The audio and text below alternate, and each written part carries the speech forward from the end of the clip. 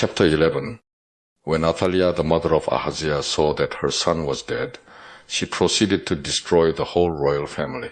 But Jehosheba, the daughter of King Jehoram and sister of Ahaziah, took Joash, son of Ahaziah, and stole him away from among the royal princes who were about to be murdered. She put him and his nurse in a bedroom to hide him from Athaliah, so he was not killed. He remained hidden with his nurse at the temple of the Lord for 6 years, while Athaliah ruled the land. In the 7th year, Jehoiada sent for the commanders of units of 100, the Karites and the guards, and had them brought to him at the temple of the Lord. He made a covenant with them and put them under oath at the temple of the Lord. Then he showed them the king's son. He commanded them, saying, "This is what you are to do. You who are in the 3 companies that are going on duty on the Sabbath, a third of you guarding the royal palace, a third at the Sur gate, and a third at the gate behind the guard, who take turns guarding the temple. And you, who are in the other 2 companies that normally go off Sabbath duty, are all to guard the temple for the king. Station yourselves around the king, each man with his weapon in his hand. Anyone who approaches your ranks must be put to death. Stay close to the king wherever he goes." The commanders of units of 100 did just as Jehoiada, the priest, ordered. Each one took his men, those who were going on duty on the Sabbath, and those who were going off duty, and came to Jehoiada the priest. Then he gave the commanders the spears and shields that had belonged to King David, and that were in the temple of the Lord.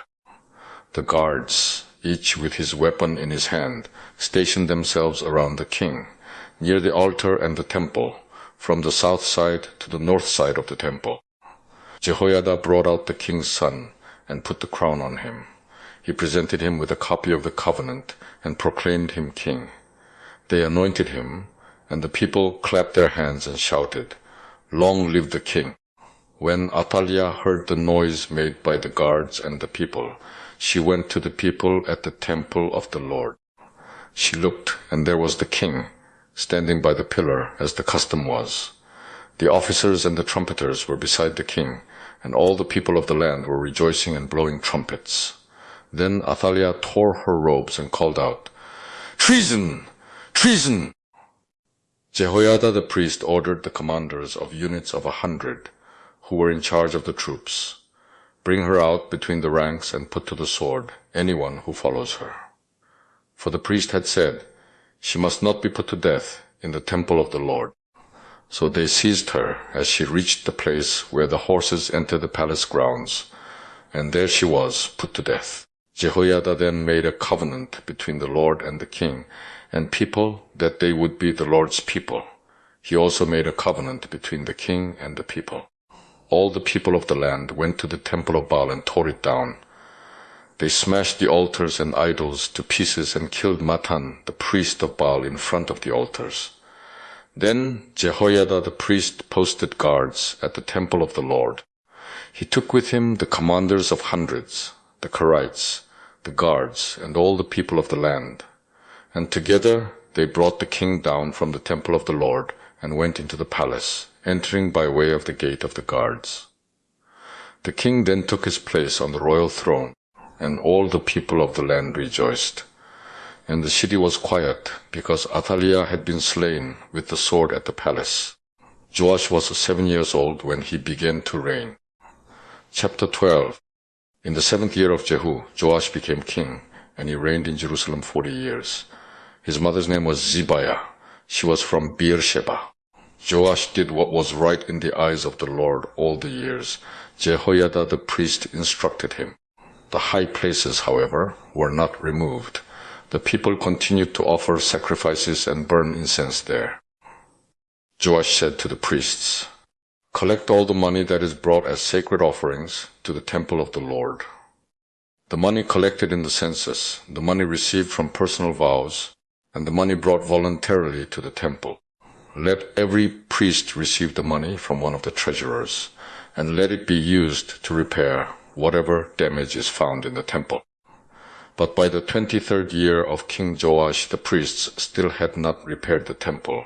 Therefore King Joash summoned Jehoiada the priest and the other priests and asked them, "Why aren't you repairing the damage done to the temple? Take no more money from your treasurers, but hand it over for repairing the temple." The priests agreed that they would not collect any more money from the people, and that they would not repair the temple themselves. Jehoiada the priest took a chest and bored a hole in its lid. He placed it beside the altar on the right side as one enters the temple of the Lord. The priests who guarded the entrance put into the chest all the money that was brought to the temple of the Lord. Whenever they saw that there was a large amount of money in the chest, the royal secretary and the high priest came, counted the money that had been brought into the temple of the Lord, and put it into bags. When the amount had been determined, they gave the money to the men appointed to supervise the work on the temple. With it they paid those who worked on the temple of the Lord, the carpenters and builders, the masons and stone cutters. They purchased timber and dressed stone for the repair of the temple of the Lord, and met all the other expenses of restoring the temple. The money brought into the temple was not spent for making silver basins, wick trimmers, sprinkling bowls, trumpets, or any other articles of gold or silver for the temple of the Lord. It was paid to the workmen who used it to repair the temple. They did not require an accounting from those to whom they gave the money to pay the workers, because they acted with complete honesty.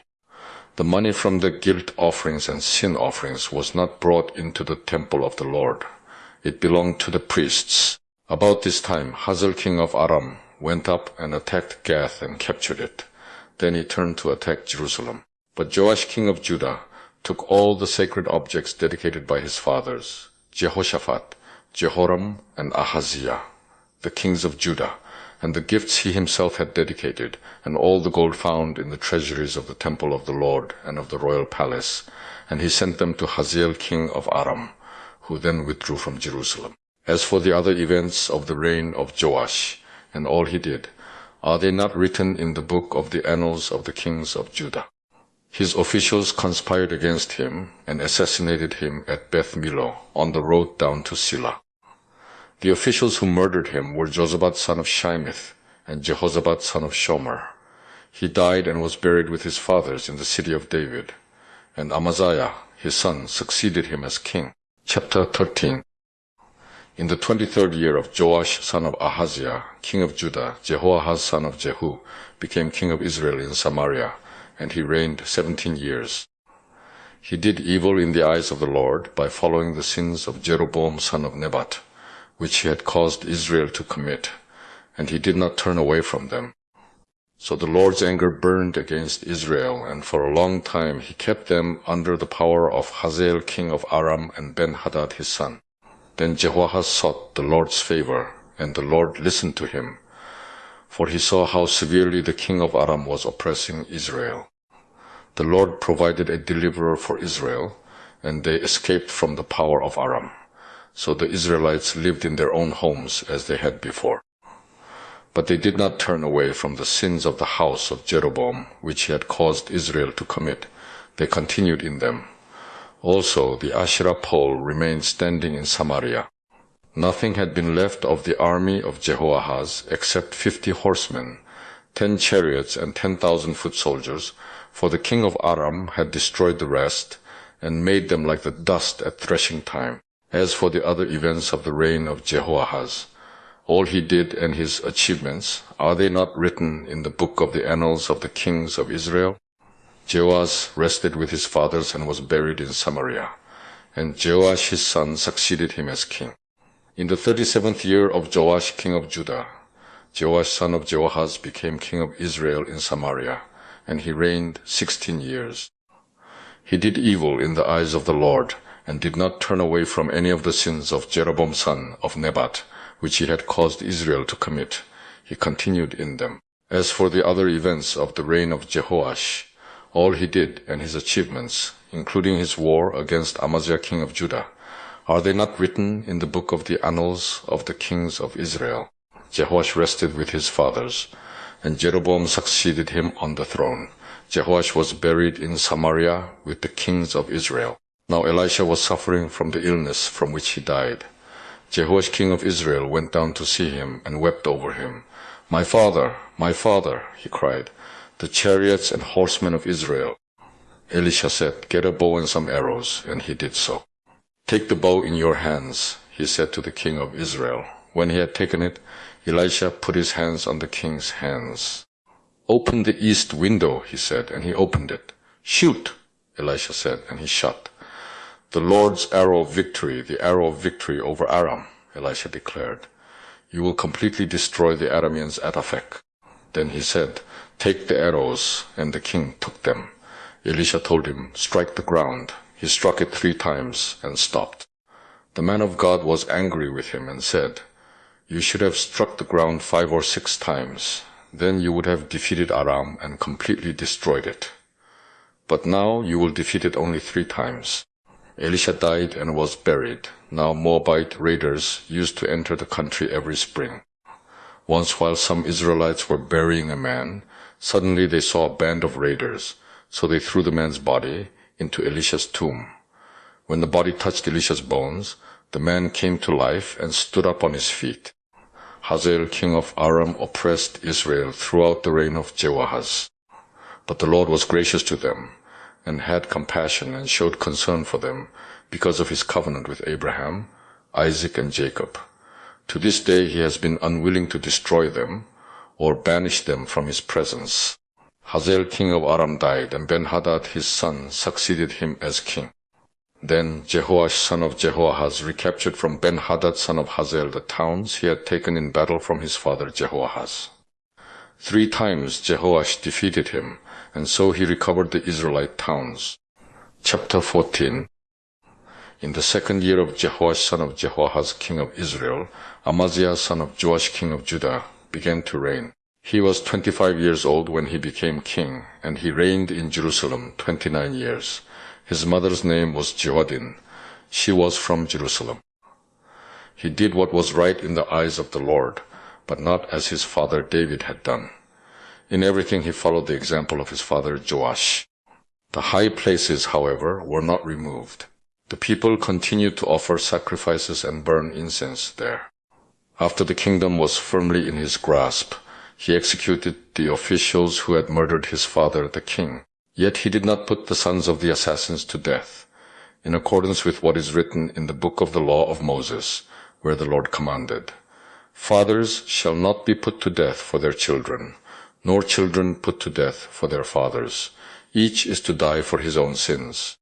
He was the one who defeated 10,000 Edomites in the valley of Salt and captured Shilah in battle, calling it Joktheel, the name it has to this day. Then Amaziah sent messengers to Jehoash son of Jehoahaz, the son of Jehu, king of Israel, with the challenge, come, meet me face to face. But Joash king of Israel replied to Amaziah king of Judah, a thistle in Lebanon sent a message to a cedar in Lebanon, give your daughter to my son in marriage. Then a wild beast in Lebanon came along and trampled the thistle underfoot. You have indeed defeated Edom, and now you are arrogant. Glory in your victory, but stay at home. Why ask for trouble and cause your own downfall and that of Judah also? Amaziah, however, would not listen, so Jehoash king of Israel attacked. He and Amaziah king of Judah faced each other at Beth Shemesh in Judah. Judah was routed by Israel, and every man fled to his home. Jehoash king of Israel captured Amaziah king of Judah, the son of Joash, the son of Ahaziah, at Beth Shemesh. Then Jehoash went to Jerusalem and broke down the wall of Jerusalem from the Ephraim gate to the corner gate, a section about 600 feet long. He took all the gold and silver, and all the articles found in the temple of the Lord, and in the treasuries of the royal palace. He also took hostages and returned to Samaria. As for the other events of the reign of Jehoash, what he did and his achievements, including his war against Amaziah king of Judah, are they not written in the book of the annals of the kings of Israel? Joash rested with his fathers and was buried in Samaria with the kings of Israel, and Jeroboam his son succeeded him as king. Amaziah son of Joash king of Judah lived for 15 years after the death of Jehoash son of Jehoahaz king of Israel. As for the other events of Amaziah's reign, Are they not written in the book of the annals of the kings of Judah? They conspired against him in Jerusalem, and he fled to Lachish. But they sent men after him to Lachish and killed him there. He was brought back by horse and was buried in Jerusalem with his fathers in the city of David. Then all the people of Judah took Azariah, who was 16 years old, and made him king in place of his father Amaziah. He was the one who rebuilt Eleth and restored it to Judah after Amaziah rested with his fathers. In the 15th year of Amaziah son of Joash king of Judah, Jeroboam son of Jehoash king of Israel became king in Samaria, and he reigned 41 years. He did evil in the eyes of the Lord, and did not turn away from any of the sins of Jeroboam son of Nebat, which he had caused Israel to commit. He was the one who restored the boundaries of Israel from Lebo Hamath to the sea of the Arabah, in accordance with the word of the Lord, the God of Israel, spoken through his servant Jonah son of Amittai, the prophet from Gath Hepher. The Lord had seen how bitterly everyone in Israel, whether slave or free, was suffering. There was no one to help them. And since the Lord had not said he would blot out the name of Israel from under heaven, he saved them by the hand of Jeroboam son of Jehoash. As for the other events of Jeroboam's reign, all he did, and his military achievements, including how he recovered for Israel both Damascus and Hamath, which had belonged to Yaudi, are they not written in the book of the annals of the kings of Israel? Jeroboam rested with his fathers, the kings of Israel, and Zechariah his son succeeded him as king. Chapter 15. In the 27th year of Jeroboam king of Israel, Azariah son of Amaziah king of Judah began to reign. He was 16 years old when he became king, and he reigned in Jerusalem 52 years. His mother's name was Jecholiah. She was from Jerusalem. He did what was right in the eyes of the Lord, just as his father Amaziah had done. The high places, however, were not removed. The people continued to offer sacrifices and burn incense there. The Lord afflicted the king with leprosy until the day he died, and he lived in a separate house. Jotham the king's son had charge of the palace and governed the people of the land. As for the other events of Azariah's reign and all he did, are they not written in the book of the annals of the kings of Judah? Azariah rested with his fathers and was buried near them in the city of David, and Jotham his son succeeded him as king. In the 38th year of Azariah king of Judah, Zechariah son of Jeroboam became king of Israel in Samaria, and he reigned 6 months. He did evil in the eyes of the Lord, as his fathers had done. He did not turn away from the sins of Jeroboam son of Nebat, which he had caused Israel to commit. Shallum son of Jabesh conspired against Zechariah. He attacked him in front of the people, assassinated him, and succeeded him as king. The other events of Zechariah's reign are written in the book of the annals of the kings of Israel. So the word of the Lord spoken to Jehu was fulfilled. Your descendants will sit on the throne of Israel to the 4th generation. Shallum son of Jabesh became king in the 39th year of Uzziah king of Judah, and he reigned in Samaria 1 month. Then Menahem son of Gadi went from Tirzah up to Samaria. He attacked Shallum son of Jabesh in Samaria, assassinated him, and succeeded him as king. The other events of Shallum's reign and the conspiracy he led are written in the book of the annals of the kings of Israel. At that time Menahem, starting out from Tirzah, attacked Tifsah and everyone in the city and its vicinity, because they refused to open their gates. He sacked Tifsah and ripped open all the pregnant women. In the 39th year of Azariah king of Judah, Menahem son of Gadi became king of Israel, and he reigned in Samaria 10 years. He did evil in the eyes of the Lord. During his entire reign he did not turn away from the sins of Jeroboam son of Nebat, which he had caused Israel to commit. Then Pul king of Assyria invaded the land, and Menahem gave him 1,000 talents of silver to gain his support and strengthen his own hold on the kingdom. Menahem exacted this money from Israel. Every wealthy man had to contribute 50 shekels of silver to be given to the king of Assyria. So the king of Assyria withdrew and stayed in the land no longer. As for the other events of Menahem's reign and all he did, are they not written in the book of the annals of the kings of Israel? Menahem rested with his fathers, and Pekahiah his son succeeded him as king. In the 50th year of Azariah king of Judah, Pekahiah son of Menahem became king of Israel in Samaria, and he reigned 2 years. Pekahiah did evil in the eyes of the Lord.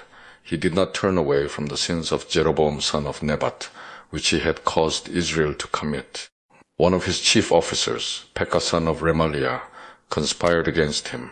Taking 50 men of Gilead with him, he assassinated Pekahiah, along with Argob and Arieh, in the citadel of the royal palace at Samaria. So Pekah killed Pekahiah and succeeded him as king. The other events of Pekahiah's reign and all he did are written in the book of the annals of the kings of Israel.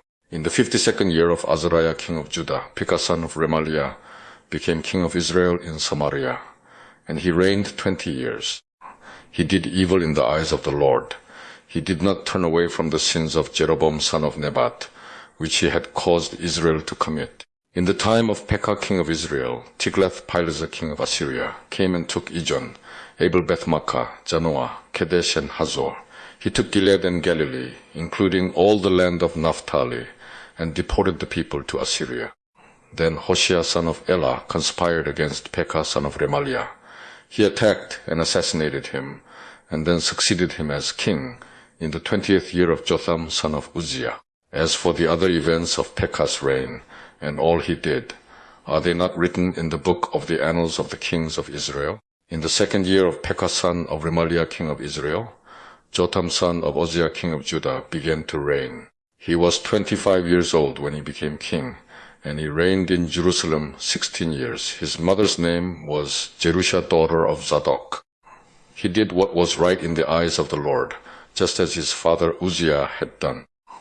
The high places, however, were not removed. The people continued to offer sacrifices and burn incense there. Jotham rebuilt the upper gate of the temple of the Lord. As for the other events of Jotham's reign and what he did, are they not written in the book of the annals of the kings of Judah? In those days the Lord began to send Rezin king of Aram and Pekah son of Remaliah against Judah. Jotham rested with his fathers and was buried with them in the city of David, the city of his father. And Ahaz his son succeeded him as king. Chapter 16. In the 17th year of Pekah son of Remaliah, Ahaz son of Jotham king of Judah began to reign. Ahaz was 20 years old when he became king, and he reigned in Jerusalem 16 years. Unlike David his father, he did not do what was right in the eyes of the Lord his God. He walked in the ways of the kings of Israel, and even sacrificed his son in the fire, following the detestable ways of the nations the Lord had driven out before the Israelites. He offered sacrifices and burned incense at the high places, on the hilltops and under every spreading tree. Then Rezin king of Aram and Pekah son of Remaliah king of Israel marched up to fight against Jerusalem and besieged Ahaz, but they could not overpower him. At that time, Rezin king of Aram recovered Elath for Aram by driving out the men of Judah. Edomites then moved into Elath and have lived there to this day. Ahaz sent messengers to say to Tiglath-Pileser king of Assyria, I am your servant and vassal. Come up and save me out of the hand of the king of Aram and of the king of Israel, who are attacking me. And Ahaz took the silver and gold found in the temple of the Lord and in the treasuries of the royal palace, and sent it as a gift to the king of Assyria. The king of Assyria complied by attacking Damascus and capturing it. He deported its inhabitants to Kir and put Rezin to death. Then King Ahaz went to Damascus to meet Tiglath-Pileser king of Assyria. He saw an altar in Damascus and sent to Uriah the priest a sketch of the altar, with detailed plans for its construction. So Uriah the priest built an altar in accordance with all the plans that King Ahaz had sent from Damascus, and finished it before King Ahaz returned. When the king came back from Damascus and saw the altar, he approached it and presented offerings on it. He offered up his burnt offering and grain offering, poured out his drink offering, and sprinkled the blood of his fellowship offerings on the altar.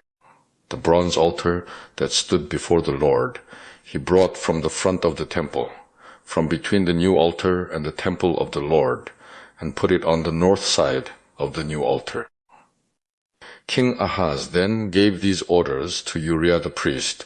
On the large new altar, offer the morning burnt offering and the evening grain offering, the king's burnt offering and his grain offering, and the burnt offering of all the people of the land, and their grain offering and their drink offering. Sprinkle on the altar all the blood of the burnt offerings and sacrifices. But I will use the bronze altar for seeking guidance. And Uriah the priest did, just as King Ahaz had ordered. King Ahaz took away the side panels and removed the basins from the movable stands. He removed the sea from the bronze bulls that supported it and set it on a stone base. He took away the Sabbath canopy that had been built at the temple and removed the royal entryway outside the temple of the Lord, in deference to the king of Assyria. As for the other events of the reign of Ahaz and what he did, are they not written in the book of the annals of the kings of Judah? Ahaz rested with his fathers and was buried with them in the city of David. And Hezekiah, his son, succeeded him as king. Chapter 17. In the 12th year of Ahaz, king of Judah, Hoshea son of Elah became king of Israel in Samaria, and he reigned 9 years. He did evil in the eyes of the Lord, but not like the kings of Israel who preceded him. Shalmaneser, king of Assyria, came up to attack Hoshea, who had been Shalmaneser's vassal, and had paid him tribute. But the king of Assyria discovered that Hoshea was a traitor, for he had sent envoys to So king of Egypt, and he no longer paid tribute to the king of Assyria, as he had done year by year. Therefore Shalmaneser seized him and put him in prison. The king of Assyria invaded the entire land, marched against Samaria, and laid siege to it for 3 years. In the 9th year of Hoshea, the king of Assyria captured Samaria and deported the Israelites to Assyria. He settled them in Hala, in Gozan on the harbor river, and in the towns of the Medes. All this took place because the Israelites had sinned against the Lord their God, who had brought them up out of Egypt, from under the power of Pharaoh king of Egypt. They worshipped other gods and followed the practices of the nations the Lord had driven out before them, as well as the practices that the kings of Israel had introduced. The Israelites secretly did things against the Lord their God that were not right. From watchtower to fortified city, they built themselves high places in all their towns. They set up sacred stones and Asherah poles on every high hill and under every spreading tree. At every high place they burned incense, as the nations whom the Lord had driven out before them had done. They did wicked things that provoked the Lord to anger. They worshipped idols, though the Lord had said, "You shall not do this." The Lord warned Israel and Judah through all his prophets and seers, "Turn from your evil ways. Observe my commands and decrees in accordance with the entire law that I commanded your fathers to obey, and that I delivered to you through my servants, the prophets." But they would not listen and were as stiff-necked as their fathers, who did not trust in the Lord their God. They rejected his decrees and the covenant he had made with their fathers and the warnings he had given them. They followed worthless idols and themselves became worthless. They imitated the nations around them, although the Lord had ordered them, "Do not do as they do," and they did the things the Lord had forbidden them to do. They forsook all the commands of the Lord their God, and made for themselves 2 idols cast in the shape of calves, and an Asherah pole. They bowed down to all the starry hosts, and they worshipped Baal. They sacrificed their sons and daughters in the fire. They practiced divination and sorcery, and sold themselves to do evil in the eyes of the Lord, provoking him to anger. So the Lord was very angry with Israel, and removed them from his presence. Only the tribe of Judah was left, and even Judah did not keep the commands of the Lord their God. They followed the practices Israel had introduced. Therefore the Lord rejected all the people of Israel. He afflicted them and gave them into the hands of plunderers until he thrust them from his presence. When he tore Israel away from the house of David, they made Jeroboam son of Nebat their king. Jeroboam enticed Israel away from following the Lord and caused them to commit a great sin. The Israelites persisted in all the sins of Jeroboam and did not turn away from them until the Lord removed them from his presence, as he had warned through all his servants the prophets. So the people of Israel were taken from their homeland into exile in Assyria, and they are still there. The king of Assyria brought people from Babylon, Cutha, Ava, Hamath, and Sepharvaim, and settled them in the towns of Samaria to replace the Israelites. They took over Samaria and lived in its towns. When they first lived there, they did not worship the Lord. So he sent lions among them, and they killed some of the people. It was reported to the king of Assyria, "The people you deported and resettled in the towns of Samaria do not know what the God of that country requires. He has sent lions among them, which are killing them off, because the people do not know what he requires." Then the king of Assyria gave this order: "Have one of the priests you took captive from Samaria go back to live there and teach the people what the God of the land requires." So one of the priests who had been exiled from Samaria came to live in Bethel and taught them how to worship the Lord. Nevertheless, each national group made its own gods in the several towns where they settled, and set them up in the shrines the people of Samaria had made at the high places. The men from Babylon made Succoth-Benoth, the men from Cutha made Nergal, and the men from Hamath made Ashima. The Avites made Nibaz and Tartak, and the Sepharvites burned their children in the fire as sacrifices to Adramelech and Anamelech, the gods of Sepharvaim. They worshipped the Lord, but they also appointed all sorts of their own people to officiate for them as priests in the shrines at the high places. They worshipped the Lord, but they also served their own gods in accordance with the customs of the nations from which they had been brought. To this day they persist in their former practices. They neither worship the Lord nor adhere to the decrees and ordinances, the laws and commands that the Lord gave the descendants of Jacob, whom he named Israel. When the Lord made a covenant with the Israelites, he commanded them, "Do not worship any other gods or bow down to them, serve them, or sacrifice to them. But the Lord, who brought you up out of Egypt with mighty power and outstretched arm, is the one you must worship. To him you shall bow down, and to him offer sacrifices. You must always be careful to keep the decrees and ordinances, the laws and commands he wrote for you. Do not worship other gods. Do not forget the covenant I have made with you, and do not worship other gods. Rather, worship the Lord your God. It is he who will deliver you from the hand of all your enemies." They would not listen, however, but persisted in their former practices. Even while these people were worshipping the Lord, they were serving their idols. To this day, their children and grandchildren continue to do as their fathers did. Chapter 18. In the 3rd year of Hoshea son of Elah king of Israel, Hezekiah son of Ahaz king of Judah began to reign. He was 25 years old when he became king, and he reigned in Jerusalem 29 years. His mother's name was Abijah, daughter of Zechariah. He did what was right in the eyes of the Lord, just as his father David had done.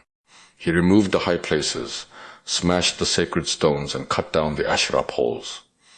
He broke into pieces the bronze snake Moses had made, for up to that time the Israelites had been burning incense to it. It was called Nehushtan.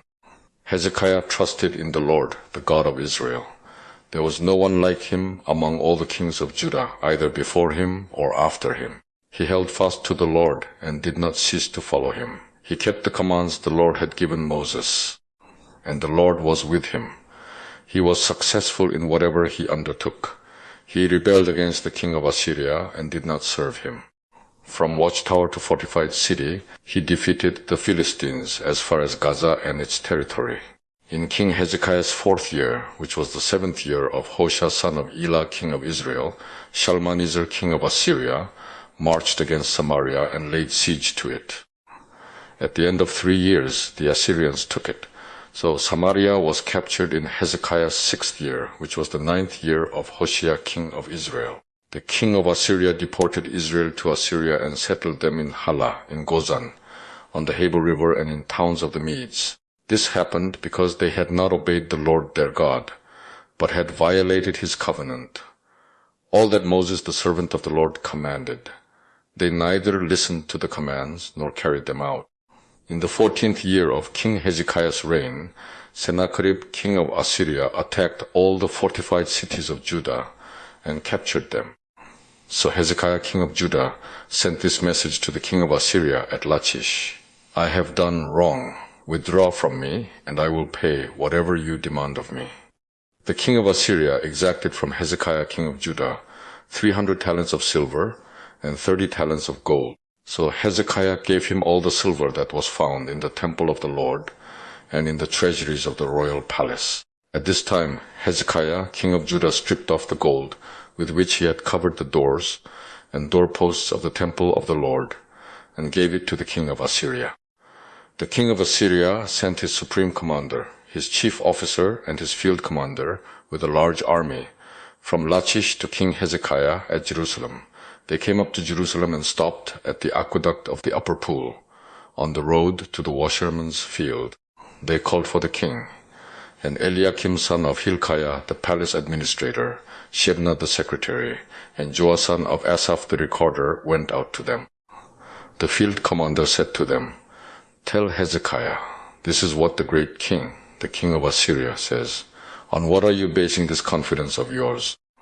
You say you have strategy and military strength, but you speak only empty words. On whom are you depending that you rebel against me? Look now, you are depending on Egypt, that splintered reed of a staff, which pierces a man's hand and wounds him if he leans on it. Such is Pharaoh, king of Egypt, to all who depend on him.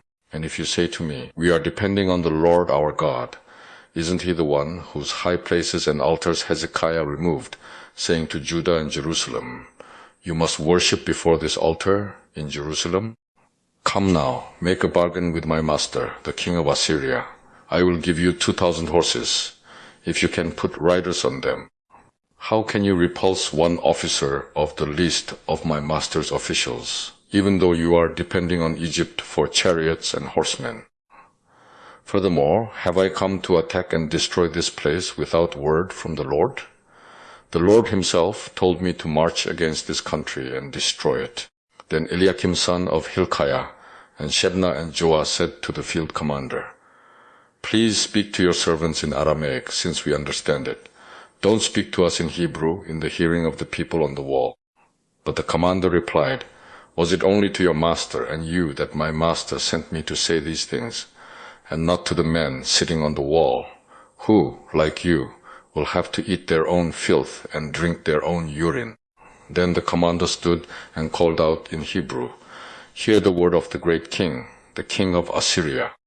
This is what the king says. Do not let Hezekiah deceive you. He cannot deliver you from my hand. Do not let Hezekiah persuade you to trust in the Lord when he says, The Lord will surely deliver us. This city will not be given into the hand of the king of Assyria. Do not listen to Hezekiah. This is what the king of Assyria says. Make peace with me and come out to me. Then every one of you will eat from his own vine and fig tree and drink water from his own cistern, until I come and take you to a land like your own, a land of grain and new wine, a land of bread and vineyards, a land of olive trees and honey. Choose life and not death. Do not listen to Hezekiah, for he is misleading you when he says, The Lord will deliver us. Has the God of any nation ever delivered his land from the hand of the king of Assyria? Where are the gods of Hamath and Arpad? Where are the gods of Sepharvaim, Hena and Eva? Have they rescued Samaria from my hand? Who of all the gods of these countries has been able to save his land from me? How then can the Lord deliver Jerusalem from my hand? But the people remained silent and said nothing in reply, because the king had commanded, Do not answer him. Then Eliakim son of Hilkiah, the palace administrator, Shebna the secretary, and Joah son of Asaph the recorder went to Hezekiah with their clothes torn, and told him what the field commander had said. Chapter 19. When King Hezekiah heard this, he tore his clothes and put on sackcloth and went into the temple of the Lord. He sent Eliakim the palace administrator, Shebna the secretary, and the leading priests, all wearing sackcloth, to the prophet Isaiah son of Amoz. They told him, This is what Hezekiah says. This day is a day of distress and rebuke and disgrace, as when children come to the point of birth, and there is no strength to deliver them. It may be that the Lord your God will hear all the words of the field commander, whom his master, the king of Assyria, has sent to ridicule the living God, and that he will rebuke him for the words the Lord your God has heard. Therefore pray for the remnant that still survives. When King Hezekiah's officials came to Isaiah, Isaiah said to them, "Tell your master, this is what the Lord says. Do not be afraid of what you have heard, those words with which the underlings of the king of Assyria have blasphemed me. Listen, I am going to put such a spirit in him that when he hears a certain report, he will return to his own country, and there I will have him cut down with the sword." When the field commander heard that the king of Assyria had left Lachish, he withdrew and found the king fighting against Libnah. Now Sennacherib received a report that Tirhakah, the Cushite king of Egypt, was marching out to fight against him. So he again sent messengers to Hezekiah with this word, "Say to Hezekiah king of Judah, do not let the God you depend on deceive you when he says, Jerusalem will not be handed over to the king of Assyria. Surely you have heard what the kings of Assyria have done to all the countries, destroying them completely. And will you be delivered? Did the gods of the nations that were destroyed by my forefathers deliver them? The gods of Gozan, Haran, Rezeph, and the people of Eden, who were in Tel Assar? Where is the king of Hamath, the king of Arpad, the king of the city of Sepharvaim, or of Hena or Eva?" Hezekiah received the letter from the messengers and read it. Then he went up to the temple of the Lord and spread it out before the Lord. And Hezekiah prayed to the Lord, "O Lord, God of Israel, enthroned between the cherubim, you alone are God over all the kingdoms of the earth. You have made heaven and earth. Give ear, O Lord, and hear. Open your eyes, O Lord, and see. Listen to the words Sennacherib has sent to insult the living God. It is true, O Lord, that the Assyrian kings have laid waste these nations and their lands. They have thrown their gods into the fire and destroyed them, for they were not gods, but only wood and stone, fashioned by men's hands. Now, O Lord our God, deliver us from his hand, so that all kingdoms on earth may know that you alone, O Lord, are God." Then Isaiah son of Amoz sent a message to Hezekiah. "This is what the Lord, the God of Israel, says.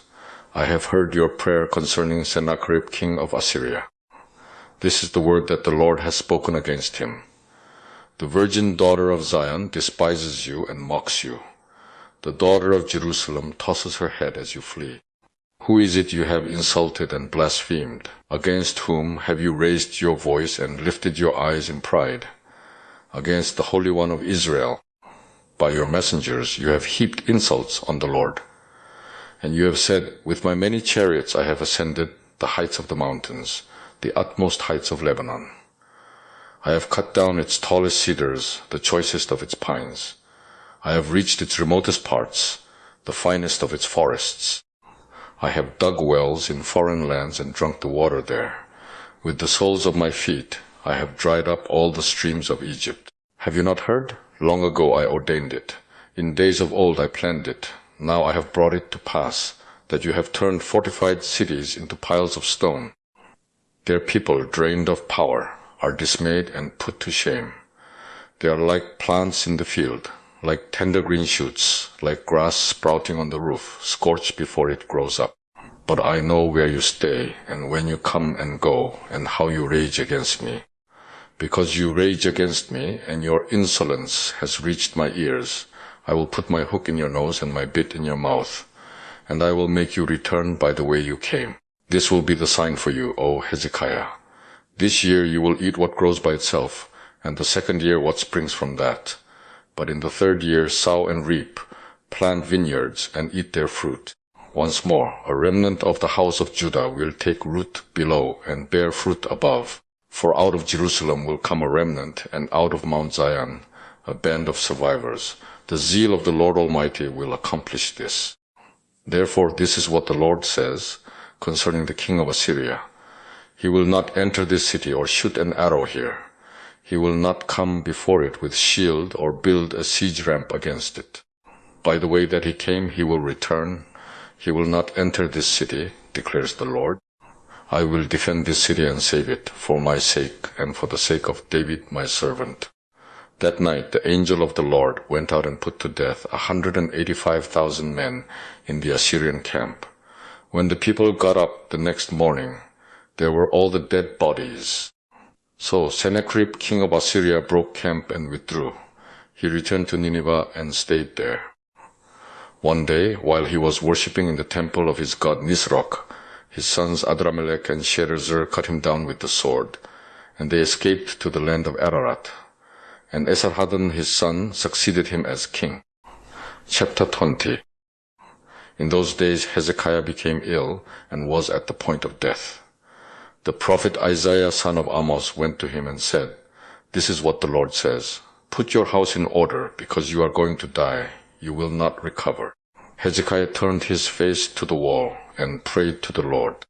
"Remember, O Lord, how I have walked before you faithfully and with wholehearted devotion, and have done what is good in your eyes." And Hezekiah wept bitterly. Before Isaiah had left the middle court, the word of the Lord came to him. "Go back and tell Hezekiah, the leader of my people, this is what the Lord, the God of your father David, says. I have heard your prayer and seen your tears. I will heal you. On the third day from now, you will go up to the temple of the Lord. I will add 15 years to your life, and I will deliver you and this city from the hand of the king of Assyria. I will defend this city for my sake and for the sake of my servant David." Then Isaiah said, "Prepare a poultice of figs." They did so and applied it to the boil, and he recovered.